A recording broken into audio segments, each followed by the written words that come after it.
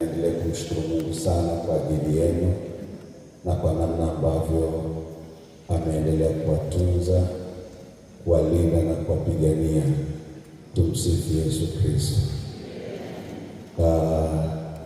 Niendelee kuwatakia baraka za Bwana katika majira haya ya kuendelea kusherehekea kufufuka kwa Mwokozi wetu Yesu Kristo, lakini ufufuko wake tunapoendelea kukumbuka utuandae pia kwa ajili ya kuja kwake mara ya pili. Bwana Yesu asifiwe. Na Biblia inatuambia wazi kwamba napokuja mara ya pili haji kama kwanza, haji na hali ya umaskini tena haji katika sura hii au sura ile ambayo walimpiga kwayo na kumtesa na kumuua, bali anakuja na utukufu mwingi kuwachukua walio wake. Ni muhimu kujiandaa, tusibaki tu kuitwa Wakristo kwa majina, ila tuitwe Wakristo matendo na maisha yetu yakimdhihirisha Kristo aliyeshinda kifo na mauti. Bwana Yesu asifiwe. Kwa lugha nyingine ningesema maneno haya: jitengenezee injili ya tano, au jifanye uwe injili ya tano. Bwana Yesu asifiwe. Hebu mwambie jirani yako, wewe ni injili ya tano. Wewe ni injili ya tano. Nataka kusema nini? Tuna injili nne: Mathayo, Marko, Luka na Yohana. Lakini wewe ukiamua unaweza ukawa injili ya nne, ya tano. Na kimsingi ndivyo Biblia inavyotutaka.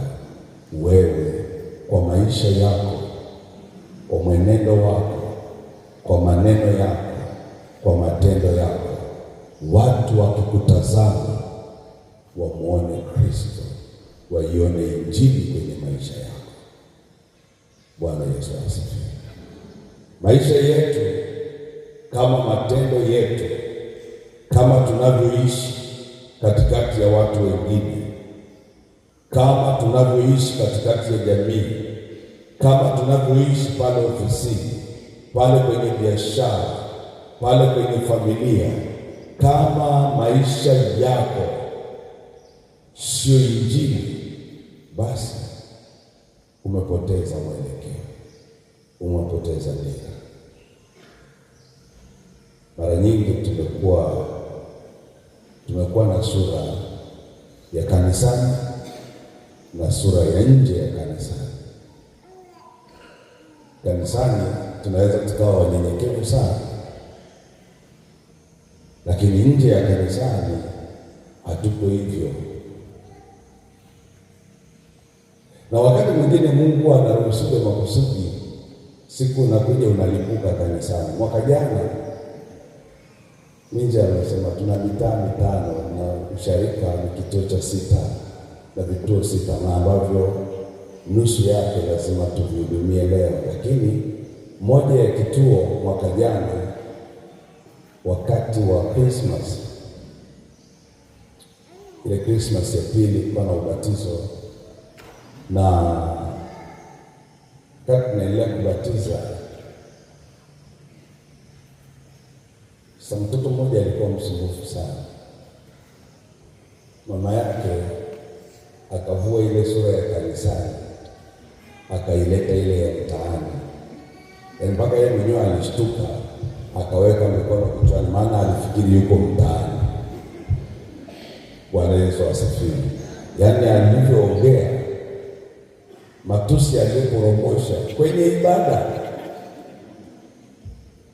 Kwa hiyo kuna siku Mungu anaweza kukumbua, kuweka uhalisia wako, alafu unakuja kushtuka tayari ushaumbuka. Basi ishi maisha, yaani uwe na sura moja ya Kikristo.